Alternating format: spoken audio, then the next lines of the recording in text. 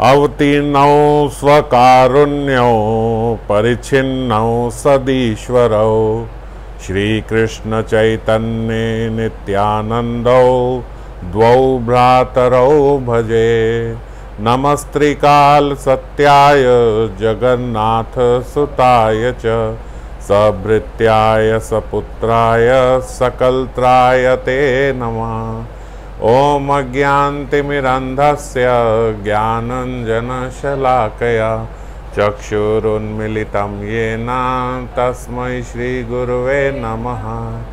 श्रीगौरांग नित्यानंद श्री अद्वैतचंद्र गदाधर श्रीवासादि गौरभक्तवृंदा वाञ्छाकल्पतरुभ्यश्च कृपा सिन्धुभ्येव च पतितानां पावनेभ्यो वैष्णवेभ्यो नमो नमः। हरे कृष्णा कृष्णा कृष्णा हरे हरे, हरे रामो राम राम हरे हरे। तो पिछली बारी हम लोगों ने श्रीमन महाप्रभु की अतिशय पावन मंगल, उनकी अद्वैताचार्य के गृह में जो लीला हुई शांतिपुर में, उसका हम लोगों ने चिंतन किया। शांतिपुर में जैसे हमने पिछली बारी चर्चा करी थी, जो आनंद नवद्वीप में जितने लोगों के साथ हुआ करता था उससे कई गुना ज़्यादा शांतिपुर में हुआ। इसीलिए प्रभु वहाँ 10 दिन रुक गए और फिर कुछ भक्तों ने रिक्वेस्ट करी तो 2-4 दिन और रुक के श्रीमन महाप्रभु वहाँ से निकले। अब जब वहाँ से निकलने को थे तो पिछली बारी हम लोगों ने यहीं विश्राम किया था, जब श्रीमन महाप्रभु ने बोला कि अब मैं जगन्नाथपुरी जाऊंगा, अपनी माता के आज्ञा पे वृंदावन ना जाके जगन्नाथपुरी में रहेंगे। और जैसे हमने चर्चा करी थी कि जगन्नाथपुरी में श्री जगन्नाथ भगवान जो हैं वो राधा विरहित विग्रह हैं और श्रीमन महाप्रभु कृष्ण विरहित राधा विग्रह हैं। तो श्रीमन महाप्रभु की इच्छा रही होगी जगन्नाथपुरी जाने की, इसीलिए माता के मुख से भी ऐसे निकला कि आप जगन्नाथपुरी जाएं। और श्रीमन महाप्रभु हर्षपूर्वक अपनी माता की आज्ञा मानते हुए उसी क्षण उन्होंने बोला कि अब वृंदावन नहीं, मैं जगन्नाथपुरी में ही रहा करूँगा माता। और वहाँ से वही सब निकले जो सब लोग श्रीमन महाप्रभु के साथ कटोया ग्राम गए थे। नित्यानंद प्रभु, गदाधर प्रभु, मुकुंद, ये सब साथ में प्रभु के निकले। बाकी सबको श्रीमन महाप्रभु ने बोला अभी आप रुक जाइए। और जो बाकी सब थे उन्होंने श्रीमन महाप्रभु के बड़े हाथ पैर जोड़े कि प्रभु अभी आप भी रुक जाइए, क्योंकि अभी बहुत उस समय क्या था कि जो बंग देश था, जिसको बंग बोला जाता था, जो आज पश्चिमी बंगाल है, उसके राजा थे हुसैन शाह। तो यहाँ पे यवन राज था हुसैन शाह का।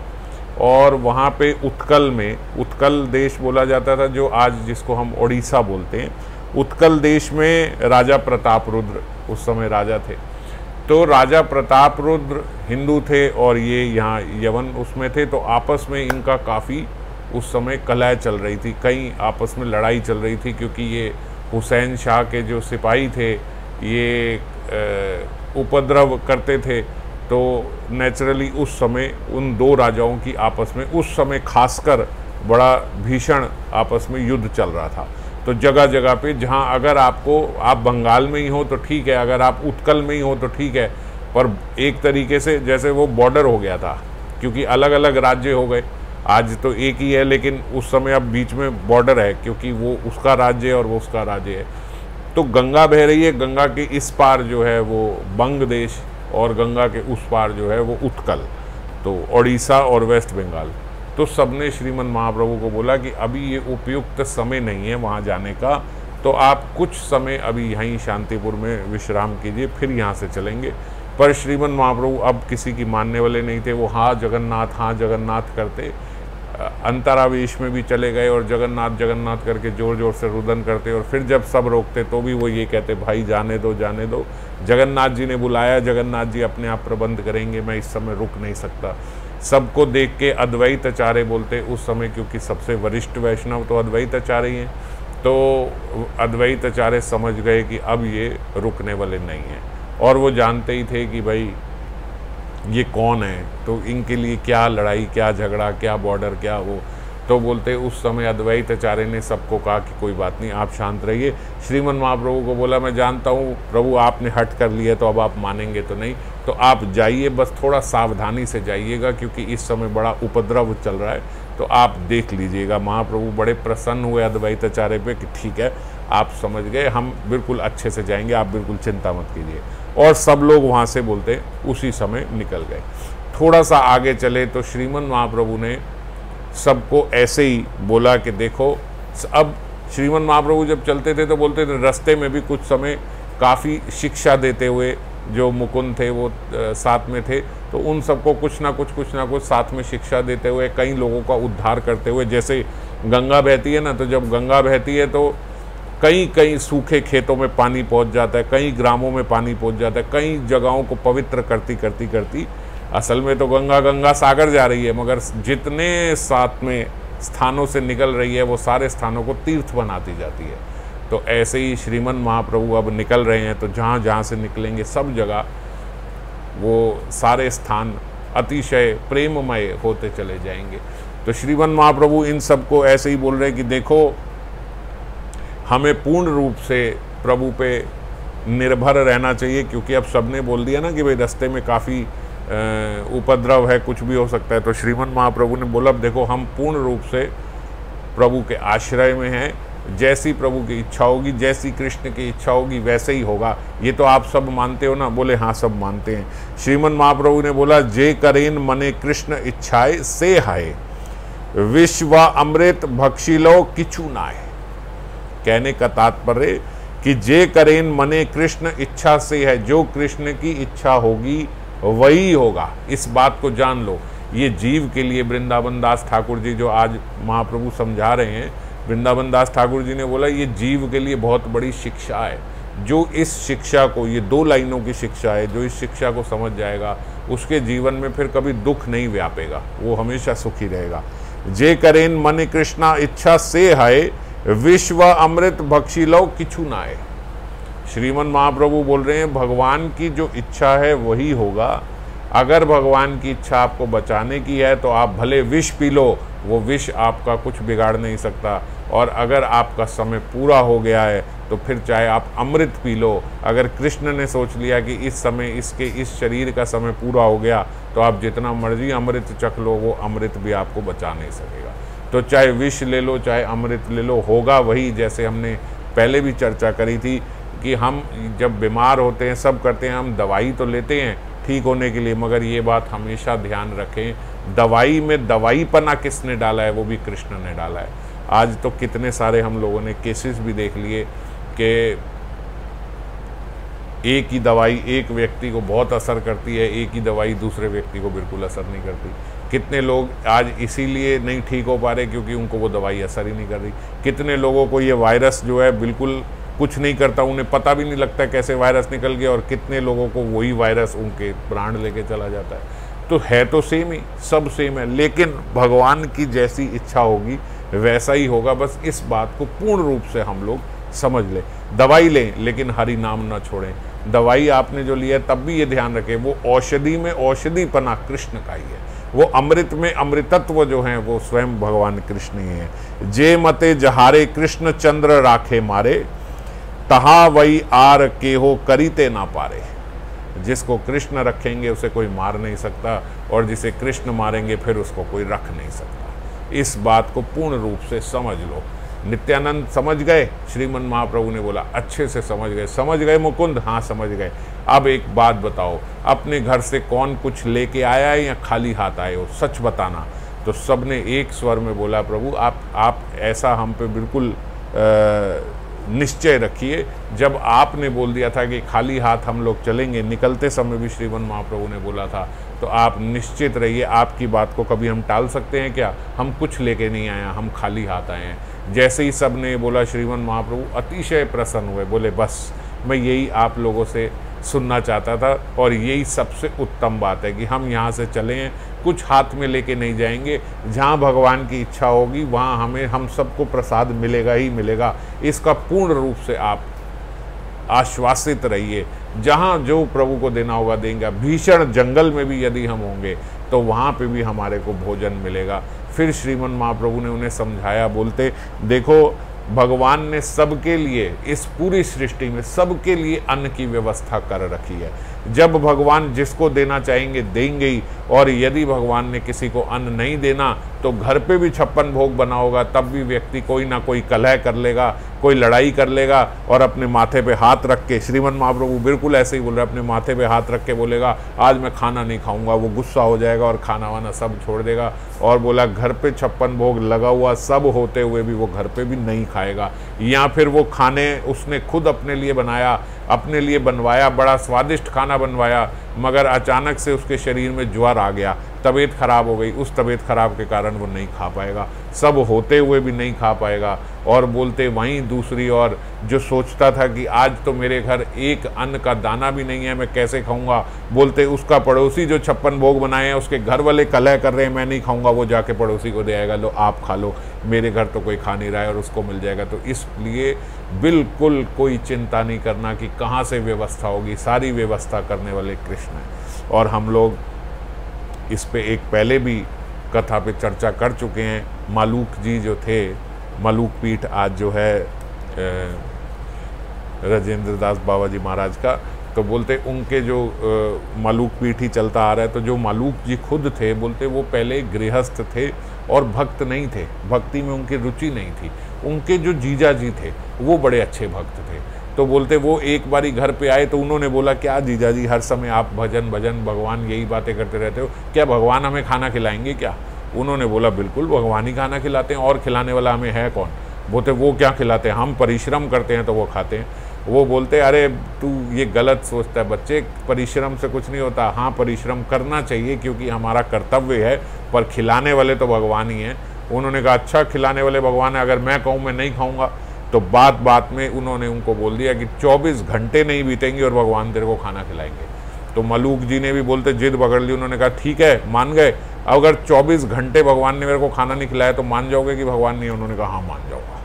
24 घंटे भगवान तेरे को भूखा नहीं छोड़ेंगे, बस तू भगवान का नाम लेता रहे। उसने कहा ठीक है मैं 24 घंटे भगवान का नाम लूँगा, पर उस बीच में भगवान मुझे खाना खिलाएंगे? बोलते हाँ खिलाएंगे। बोलते ठीक है, अगर खिलाया तो मैं मान जाऊंगा कि भगवान है, और अगर नहीं खिलाया तो जीजा जी तुम भी भक्ति छोड़ देना, मान लेना कि भगवान नहीं खिलाते, हमें हमारा परिश्रम ही खिलाता है।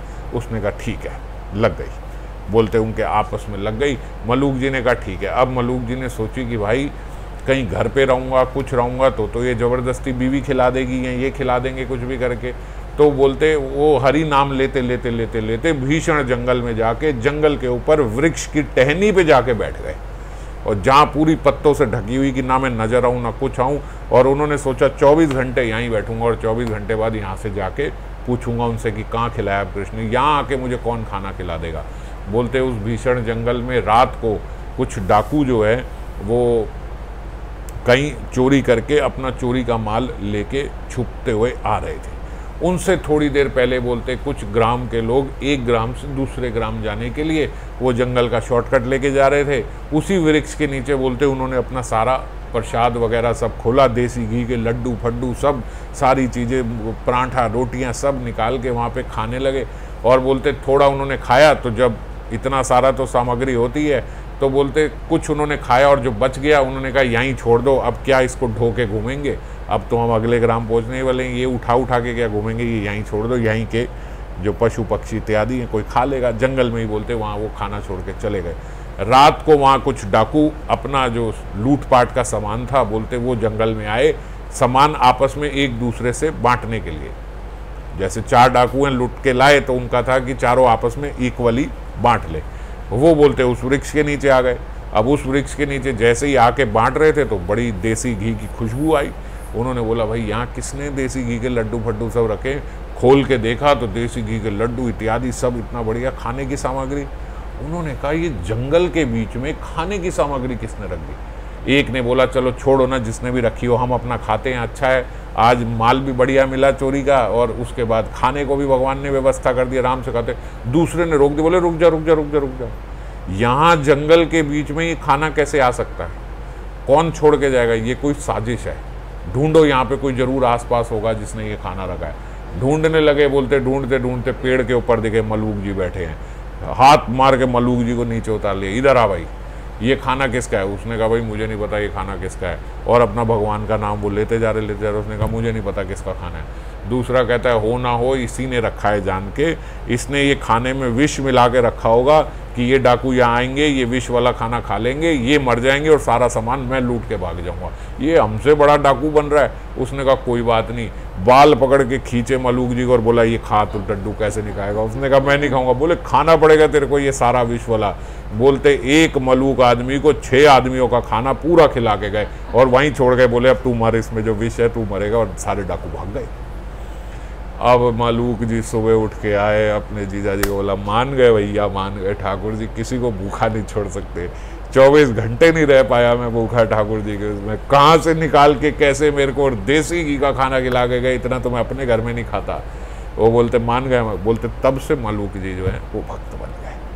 तो आज श्रीमन महाप्रभु भी बोलते यही बोल रहे कि जहाँ व्यवस्था होनी होगी बिल्कुल हो जाएगी, आप साथ में कुछ नहीं रखोगे। सब खाली हाथ नृत्य करते हुए श्रीमन महाप्रभु के साथ नाचते गाते गए। आगे एक अटीसार नगर आया, वो अटीसारा नगर में बोलते एक उनको ब्राह्मण मिले, हमारे श्री गुरुदेव के नाम के ही, श्री श्री 108 अनंत दास बाबा जी के नाम के ही वहाँ पे ब्राह्मण श्री अनंत दास जी वहाँ साधु मिले उन्हें। वो साधु अनंत दास जी बोलते बड़े ही प्रेमी संत वहाँ बैठ के अपना भजन कर रहे थे। श्रीमन महाप्रभु ने देखते ही समझ गए कि ये कोई बड़े पक्के साधु हैं। वहाँ गए, उनके साथ थोड़ा सा उनके साथ संभाषण किया, ठाकुर जी पे चर्चा करी, बड़ा आनंद हुआ। वो भी बोलते धीरे धीरे धीरे धीरे थोड़ा इतने प्रेम में विलग्न थे वो साधु, धीरे धीरे धीरे अपने भाइयावेश में आए। अनंत पंडित अति परम उदार, पाइया परमानंद भाइया नहीं यार। थोड़ा सा भाइयावेश में आए, श्रीमन महाप्रभु को उन्होंने इनवाइट किया कि आज आप सब संत लोग मेरे यहाँ पे ही प्रसाद ग्रहण करें। साथ में ही उनका घर था जहाँ वो बैठे थे, बोले वो अटीसार नगर में ही रहने वाले थे। वो साधु उनको अपने घर लेके गए, वहीं पे श्रीमन महाप्रभु को प्रसाद वगैरह पवाया, और प्रसाद पवा के फिर बोलते उनके साथ जो श्रीमन महाप्रभु की हरि चर्चा हुई, उस हरि चर्चा में जो थोड़ा सा भाइयावेश बोलते उनको रहता भी था वो भी चला गया, और वो बिल्कुल अंतर्वेश में अपने स्वरूप में निष्ठ हो गए जो अनंत दास साधु थे। और उसी समय फिर श्रीमन महाप्रभु उनको प्रेम दान करके वहाँ से उस अटीसार नगर से निकले, और प्रभात होने पर धीरे धीरे चलते चलते चलते चलते बोलते आगे जाके वो एक जगह पहुँचे जिसका नाम था छत्रभोग। ये छत्रभोग जगह को अम्बुलिंग क्षेत्र भी कहा जाता है। ये छत्रभोग में यहाँ गंगा बह रही है, यहाँ गंगा के बोलते कई कई शत भाग ऐसे गंगा के बह रहे हैं, और गंगा के भीतर ही जल से ही वहाँ पे शिवलिंग बना हुआ है। जल से ही, जल ही शिवलिंग का आकार लेके वहाँ पे ऐसे बह रहा है, और उसको बोला जाता है अम्बुलिंग। अम्बु मतलब जल, तो जल से ही जो लिंग बना हुआ है। बोलते शिवजी जो हैं वो एक समय जब शिवजी ने भगवान के चरणों का जल ग्रहण किया, तो वो जो गंगा जी आई वो उनके केशों से होते हुए नीचे आई। तो बोलते कुछ समय जब उनके चरणों से गंगा निकली ठाकुर जी के, तो शिव जी ने अपनी जटाओं में ग्रहण कर ली थी, क्योंकि उन्होंने कहा ये सीधा नीचे जाएगी तो पाताल में चली जाएगी, धरती फट जाएगी। तो इसीलिए शिव जी ने अपने केशों में कुछ समय वो रखी, और फिर अपने केशों से धीरे धीरे धीरे धीरे गंगा जी को ऐसे बहाया। तो बोलते जब उन्होंने अपने केशों से गंगा जी को बहाया, तो थोड़े समय के बाद जब गंगा जी नीचे आ गई, तो शिव जी के भीतर जो है वो विरह उत्पन्न हुआ कि ठाकुर जी का जो चरणोदक था, ठाकुर जी के जो चरणों का जल था, वो मेरे साथ से चला गया। अरे कहाँ, मेरे सिरोधारण मैंने किया था और वो सारा चला गया, मैं यहीं रह गया। तो शिव जी बोलते उस विरह अवस्था में गंगा जी की उन्होंने वहाँ पे इस जगह पे वो पहुँचे छत्रभोग में। छत्रभोग में उन्होंने गंगा जी की स्तुति करी, और स्तुति करके जो ही गंगा स्नान को गए, तो बोलते गंगा स्नान करते गंगा में ही लीन हो गए, और वहीं वो अम्बुलिंग बन गया उनका, शिव जी का। उन्होंने बोलते गंगा की स्तुति करी, और फिर गंगा जी ने आके शिव जी की स्तुति करी, और शिव जी की स्तुति करते हुए कहा कि हे भगवान, आप ऐसा ना समझे कि मैं यहाँ आ गई हूँ तो वहाँ नहीं रहूँगी, मैं सदा आपको कभी विरह ना हो, आपके केशों में भी मैं सदा विराजती रहूँगी। तो तब से बोलते उनके केशों में भी गंगा वहाँ पे भी विराजती है और गंगा यहाँ पे भी विराजती है। तो उस अम्बुलिंग घाट की ये जो कथा मैंने आपको बताई, ये कथा श्रीमन महाप्रभु ने वहाँ सबको सुनाई और वहाँ अम्बुलिंग घाट में फिर सबने स्नान किया। स्नान करते हुए बोलते फिर काफ़ी हल्ला गुल्ला, हंसी मजाक, हरी बोल करते करते श्रीमन महाप्रभु ने पहले की तरह किया। सबको बड़ा आनंद हुआ और बोलते वो इतना हास परिहास करते गंगा स्नान करते हुए, इस प्रकार से खेलते कि वेदव्यास ही आए। तो वृंदावन दास ठाकुर जी लिख रहे हैं, शायद वो उसका विवरण कर सकते हैं, मेरे में तो क्षमता ही नहीं है कि मैं कैसे विवरण करूं कि उस समय कितना आनंद होता था श्रीमन महाप्रभु को देख के। तो उस आनंद आवेश में सुखपूर्वक श्रीमन महाप्रभु फिर वहाँ से और आगे निकले। और जब ऐसा नहीं है कि जब वो आपस में हंसी खेल कर रहे हैं तो कोई अभद्र मजाक हो रहे हैं या कुछ हो रहा है, भगवान की लीलाओं को लेके, भगवान के नामों को लेके, भगवान के चिंतन को लेके और एक दूसरे के साथ प्रेमावश थोड़ी छेड़खानी करने में ही, और फिर धीरे धीरे जैसे ही ऐसा कुछ कर रहे होते तो फिर भगवान के किसी नाम से, किसी लीला से ऐसा प्रेम उमड़ आता कि बोलते शतमुखी धारा एक तो पृथ्वी पर बह रही है और एक श्रीमन महाप्रभु की आंखों से बहती, ऐसे अश्रु बहते, ऐसे लगता मानो इधर गंगा यहाँ पृथ्वी पर बह रही है और उधर गंगा उनकी आंखों से निकल रही है। पृथ्वी ते बहे एक शतमुखी धार, ये पृथ्वी पे तो एक शतमुखी धार बह रही है। पृथ्वी ते बहे एक शतमुखी धार, प्रभुर नयने बहे शतमुखी आर, और प्रभु के नैनों से एक शतमुखी और बह रही है, एक गंगा उनकी नैनों से भी बहती। ऐसे श्रीमन महाप्रभु प्रेम में बिल्कुल, जब श्रीमन महाप्रभु जब से संन्यास लिया है तब से मानो प्रेम का उद्रेक और कई गुना उनका बढ़ गया और बहुत बहुत श्रीमन महाप्रभु रुदन करते और बड़ी तेज प्रवाह से उनके अश्रु बहते। बोलते जो एक बार उनको उस समय उस प्रेम में अश्रु बहाते हुए देख लेता, फिर वो व्यक्ति बोलते चाहे पाषाण हृदय का ही क्यों ना हो, वो व्यक्ति भक्त बने बिना रह नहीं सकता था। वो बन ही जाता था जब श्रीमन महाप्रभु को ऐसी अवस्था में देखता था। आगे गए श्रीमन महाप्रभु एक जगह थोड़ा विश्राम के लिए रुके थे, वहाँ पे एक घोड़े पे चलता हुआ एक सिपाही, एक अधिकारी आया। वो अधिकारी उतरा, उसने जब श्रीमन महाप्रभु का तेज देखा, उस समय भी जब श्रीमन महाप्रभु बोले रुके हुए थे तो श्रीमन महाप्रभु की आंखों से शत शत मुखी अश्रु बह रहे थे। वो देख के बोलते वो जो उतरे, वो अधिकारी का नाम भी रामचंद्र खां था। एक रामचंद्र खां पहले भी थे, वो अलग थे जिन्होंने उनका विवाह कराया, सब जो वहाँ के जमींदार थे। ये भी रामचंद्र खां हैं पर ये अलग है। तो ये रामचंद्र खां ने बोलते जब इनको देखा तो देखते ही, हालांकि वो बोलते रामचंद्र खां थोड़ा विषयी था, ऐसा कोई भक्त भाव वाला व्यक्ति नहीं था, पर जब उसने श्रीमन महाप्रभु को देखा तो बोले देखते ही उसके भीतर प्रेम का उद्रेक हो गया कि ये व्यक्ति साधारण मनुष्य नहीं लगता इनका तेज देख के। तो उसने रामचंद्र खां ने उनको प्रणाम किया और प्रभु को पूछा कि प्रभु आप किस बात के लिए अश्रुपतन कर रहे हैं, क्या दुख है आपको, मुझे बताइए। नित्यानंद प्रभु ने उनको समझाया कोई दुख से नहीं कर रहे हैं, प्रेम से इनके अश्रु बह रहे हैं। आप कौन हैं, ऐसे ऐसे बताया, हम यहाँ से आए हैं और हम उत्कल को जाना चाहते हैं। ओहो, ये तो बड़ा मुश्किल हो जाएगा, आगे तो बड़ी सेना है, हमारी भी सेना है, उधर की भी सेना है और आपस में बड़ा युद्ध चल रहा है। और अगर कोई किसी को जाने भी दे, अगर किसी भी उससे कोई जाए तो बोलते उसको बीच में ही मार दिया जाता है जासूस समझ के। ऐसा लगता है कि हमने कोई जासूस भेजा है वहाँ पे। तो यद्यपि आप संन्यास वेश में हैं, संन्यास वेश में भी अगर हम आपको भेजेंगे तो वो जासूस समझ के मार देंगे। वो ये नहीं समझेंगे कि कोई संत जा रहा है, कोई भक्त जा रहा है। तो बोले अभी तो बड़ी ऐसी व्यवस्था है कि जा तो हम सकते नहीं हैं। श्रीमन महाप्रभु हाँ ये सुन के और रुदन करने लगे, हाँ जगन्नाथ, हाँ जगन्नाथ, जगन्नाथ आप कहाँ हो, आप कहाँ हो जगन्नाथ, इस प्रकार बोलने लगे। तो नित्यानंद प्रभु ने बोला भाई कोई बात नहीं, आप रहने दीजिए, वो तो किसी न किसी प्रकार से हम देखते हैं, हम चले जाएंगे। बोले नहीं नहीं नहीं नहीं, आप नहीं जा पाएंगे, मैं यहाँ का अधिकारी हूँ, अगर मैं अपने अधिकार से भी आपको भेजना चाहूँ मैं तब भी नहीं भेज पाऊँगा। पर श्रीमन महाप्रभु ने कहते फिर थोड़े भाइयावेश में आकर उन्हें बोला रामचंद्र खां को, तो भाई बताइए अब क्या करना होगा, हम कैसे निकलेंगे? निकलना तो हम चाहते हैं और शीघ्रता से निकलना चाहते हैं, आप कुछ उपाय कीजिए। बोलते रामचंद्र खां बोले सुन महाशय। जैसे ही श्रीमन महाप्रभु ने बोला उनको ये बात, तो रामचंद्र खां कहते सुन महाशय, जे आज्ञा तुम्हार सही कर्तव्य निश्चय। आपकी आज्ञा जो है प्रभु वो मेरा कर्तव्य है।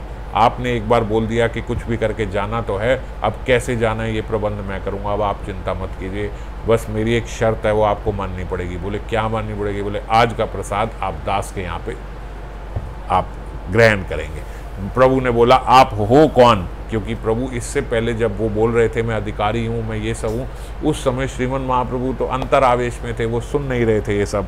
संभ्रमे करिया दंडवत कर जोड़, दंडवत करके वो बोले प्रभु दास अनुदास मोहि तोर, मैं आपके दासों का भी दास हूँ, मुझे ऐसा समझिए।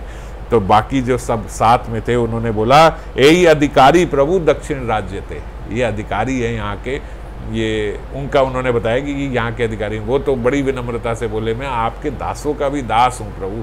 तो प्रभु बोलते उनके इस भाव को देखकर प्रभु ने उन पे शुभ दृष्टिपात करी और बोलते उनकी दृष्टिपात्र से ही रामचंद्र खां के भीतर, पहले तो देख के ही उनके भीतर इतना प्रेम आ गया, वरना कौन ये बात बोल सकता है? ऐसे कौन बोल सकता है? बोले प्रभु दास अनुदास मोहि तोर, ये कौन बोल सकता है? ये केवल एक भक्ति बोल सकता है। तो बोलते पहले ही भक्त बन गए थे उन्हें देख के, और अब जब श्रीमन महाप्रभु ने और अपनी प्रेम दृष्टि से उनको देखा तो उनके भीतर बोलते ऐसा हृदय विदीर्ण हुआ, तो हरि बोल करते नाचते नाचते प्रभु के साथ गए और वहाँ उनको अपने घर लेके गए, वहाँ उनको प्रसाद करवाया। प्रसाद में हालांकि श्रीमन महाप्रभु बोलते उन्होंने बहुत कम पाया, क्योंकि अब वो बहुत कम ही पाते हैं, जब से निकले वहाँ से बोलते बहुत थोड़ा थोड़ा सा ही वो प्रसाद श्रीमन महाप्रभु पाते। और पाने के बाद अचानक आचमन करते ही फिर उनके भीतर ऐसा आवेश हो गया, बोले जगन्नाथ जी कितनी दूर हैं, जगन्नाथ कितनी दूर है, मुझे बताओ कितनी दूर है, मैं वहाँ जाऊँगा। उनकी ऐसी अवस्था देख के रात को संकीर्तन करने का तो होता ही था, तो आदत बन गई थी। मुकुंद ने बोलते उसी समय मुकुंद दत्त जी ने कीर्तन प्रारंभ किया और कीर्तन करते करते करते करते 3 पहर बीत गए। श्रीमन महाप्रभु नृत्य करते रहे और मुकुंद जो है वो संकीर्तन करते रहे। नित्यानंद प्रभु भी साथ में उनके नृत्य करते रहे श्रीमन महाप्रभु के साथ। 3 पहर बीते, बोलते जो आसपास वाले थे वो भी सब आ गए और सबको लगा जैसे अभी एक क्षण ही हुआ है, बस एक क्षण ही हुआ है। और 3 पहर के बाद फिर भागते हुए वहाँ से रामचंद्र खां आए। रामचंद्र खां ने बोला प्रभु मैंने आपका प्रबंध कर दिया है, अब फटाफट निकलिए, नाविक आ गया है, नाव तैयार है, वो आपको गंगा के उस पार सीधा उत्कल देश में ले जाएगा।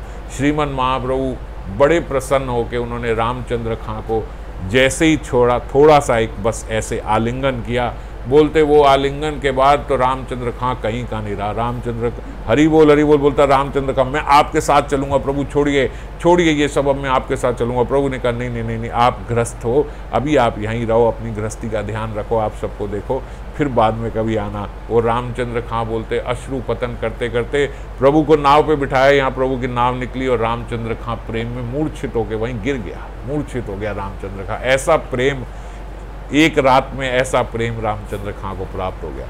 अब जब नाव में चले तो बोलते नाव में फिर वही संकीर्तन करने का था, तो बोलते श्रीमन महाप्रभु नृत्य करने लगे और मुकुंद फिर वैसे ही वहाँ पे जल विहार की लीला का गान करने लगे।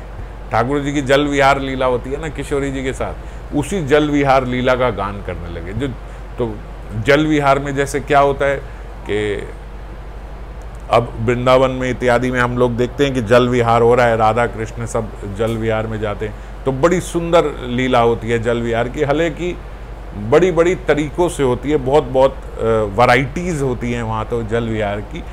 हंस रूप में एक सफ़ेद रंग की नाव होती है और वो बोलते एक नाव में तो राधा कृष्ण स्वयं बैठे हैं और बीच में जैसे सफ़ेद रंग की, बिल्कुल सफ़ेद रंग की नाव और बीच में पीले रंग का वस्त्र, और उस सिंहासन पे श्री राधा कृष्ण बैठते हैं। और चाहें तो आमने सामने भी बैठ सकते हैं, बीच में वो टेबल का काम करती है। और वो बीच वाला जो सिंहासन है ना, वो बोलते वो ऐसा सिंहासन है कि वो चारों दिशाओं में घूम जाता है, जैसे मर्जी चाहे घूम ले, इधर भी घूम ले, इधर भी घूम ले, इधर भी, पूरा रिवॉल्विंग है वो सिंहासन जो है नाव के बीच में। और सखियां जो हैं वो कुछ सखियां उधर, 2-3 सखियां इधर जो नाव को चलाती हैं। और बोलते उस नाव के आसपास 6 नाव हैं और 6 नाव में अलग अलग सखियां बैठी हैं। सखियां भी हैं, मंजरियां भी हैं, सब सेवा करने के लिए सेवा सामग्री के साथ आसपास नाव में बैठी हैं।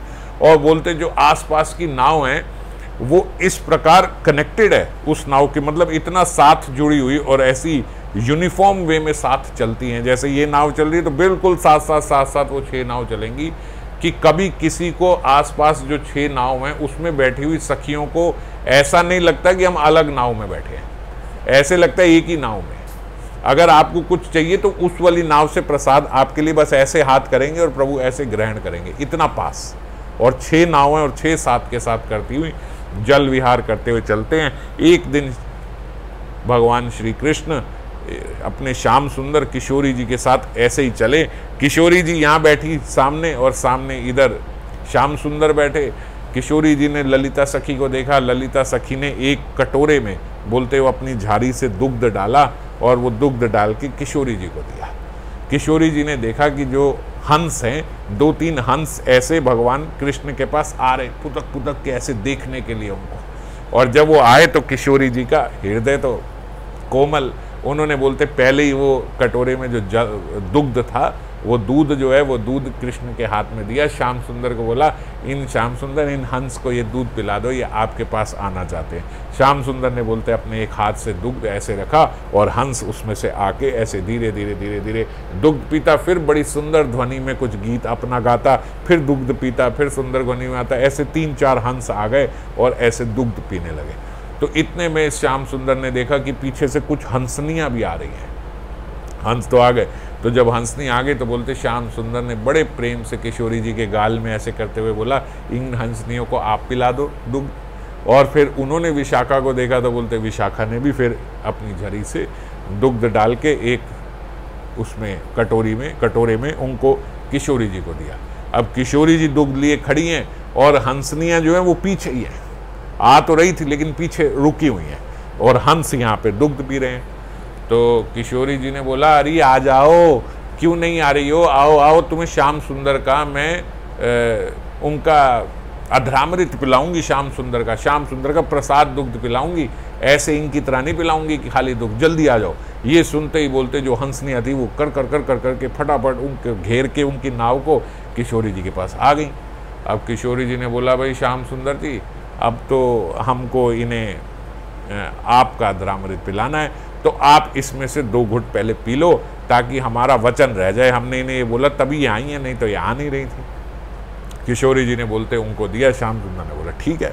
वो जैसे ही पीने लगे बोलते वो घाट से मधुमंगल आ गया। मधुमंगल चिल्लाया अरे रुक जा कानू, रुक जा, ऐसे ना पी लियो, ऐसे ना पी लियो, रुक जा रुक जा रुक जा रुक जा, मैं आ रहा हूँ।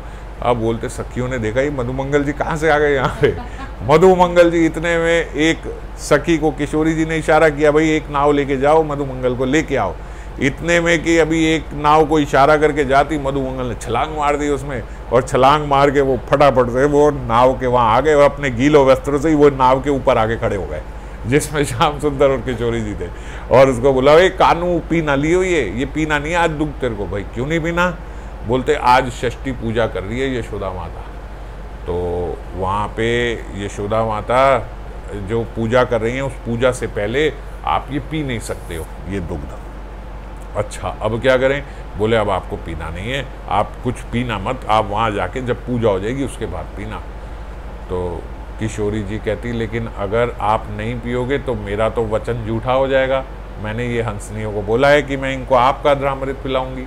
इतने में बोलते पीछे विशाखा सखी ने एक रुमाल में एक कपड़े में थोड़ी सी मिठाइयाँ और बूंदी जो मीठी बूंदियाँ होती हैं वो ऐसे मधुमंगल को ऑफर करें कि ये लो। वो मधुमंगल को बोला और मधुमंगल को बोला थोड़ा प्रसाद ग्रहण करो, तुम्हारी बुद्धि तेज चलेगी। और ब्राह्मण पुत्रों फटाफट से अपनी बुद्धि चला के बताओ अब क्या विकल्प है। भाई हमें उनको अधरामृत देना है हंसनियों को और तुम कह रहे हो कि पी नहीं सकते हैं, तो अब क्या इलाज है जल्दी बताओ। तो मधुमंगल बोलते थोड़ा आंख बंद करके सोचने लगे, 2-4 बूंदी खाई उन्होंने, तो सोच के बोलते विकल्प तो है। बोलते क्या विकल्प है? बोलते ये किशोरी जी बैठी हैं, इनके भीतर ही सारी देवियों का वास है, षष्ठी देवी का वास भी इनके भीतर ही है, तो किशोरी जी पहले पी लें, उसके बाद फिर श्याम सुंदर पी लेंगे, तो फिर बस हो गया। पूजा करके पहले षष्ठी देवी को ही तो भोग लगाना है, तो पहले ये पी लें फिर ये पी लेंगे। तो अब किशोरी जी बोलती ये तो बड़ा चक्कर हो गया भाई, श्याम सुंदर जी के पिए बिना मैं कैसे पी लूँ, ये तो बड़ा हो गया। अब श्याम सुंदर बोलते भाई देखो किशोरी जी, अगर आप चाहती हो आपकी बात रह जाए, मैं अपना अधरामृत दूँ, तो पहले आपको पीना होगा, फिर मैं पी लूँगा, फिर ये हंसनियों को पिलाएंगे। अब किशोरी जी ने बोला ये क्या करूं, फंसा दिया मधुमंगल ने। तो किशोरी जी ने बोलते वो कटोरा लेके बस अपने होठ छुआए, बस छुआ के ऐसे छोड़ दिया, और फिर श्याम सुंदर ने लिया, श्याम सुंदर ने फिर 2 घुट पी लिए, और वो 2 घुट पी के फिर उनको दिया, और फिर वो ऐसे हंसनियों को दुग्ध पिलाने लगी। तो श्याम सुंदर बोले भाई हम, अब जो हंस थे वो सारे हंस भी उधर चले गए किशोरी जी के पास। श्याम सुंदर ने कहा भाई ये समझ गए कि हम तो साधारण दूध पिला रहे हैं और ये वो पिला रही हैं। तो अब एक और उन्होंने बोलते कटोरा लिया, वो भी किशोरी जी को बोला इसको भी करो एक, आप एक बारी। किशोरी जी ने कहा भैया एक बारी की बात थी, अब तो हो ही गया है, अब आप अपने आप लो। फिर बोलते श्याम सुंदर ने लिया, 2 घूंट उन्होंने पिए, और वही फिर उन्होंने हंस को पिलाया।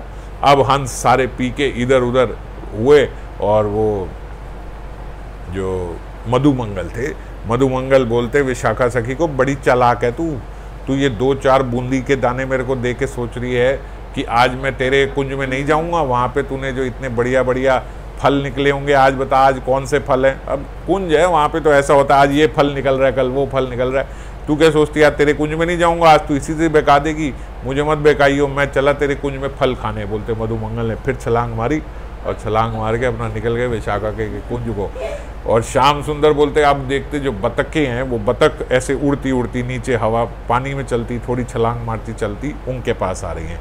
तो उन्होंने विशाखा सखी को देखा, विशाखा सखी ने वो पूरी एक परात जो बूंदी की होती है, मीठी बूंदी की, वो उनको दी।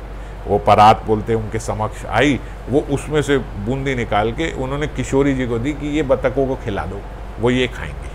हंस को दूध पिलाया था, उनको बतख को वो बूंदी खिलाने लगी। तो बोलते श्याम सुंदर ने बतख को प्यार किया, किशोरी जी ने अपने हाथ से ही अंजलि भर के ऐसे खाने लगा। जैसे ही बोलते खिलाने लगे तो वो बतख कूद के नाव में आ गई। अब जो ही नाव में आ गई तो किशोरी जी डर के एकदम श्याम सुंदर के पीछे आ गई और कंधा पकड़ लिया। श्याम सुंदर बोलते बस एक बतख से डर गई आप, इतनी जल्दी घबरा गई उससे। बोलते घबराई नहीं है, मैं तो सिर्फ आपके पास आई हूँ। बोलते अच्छा।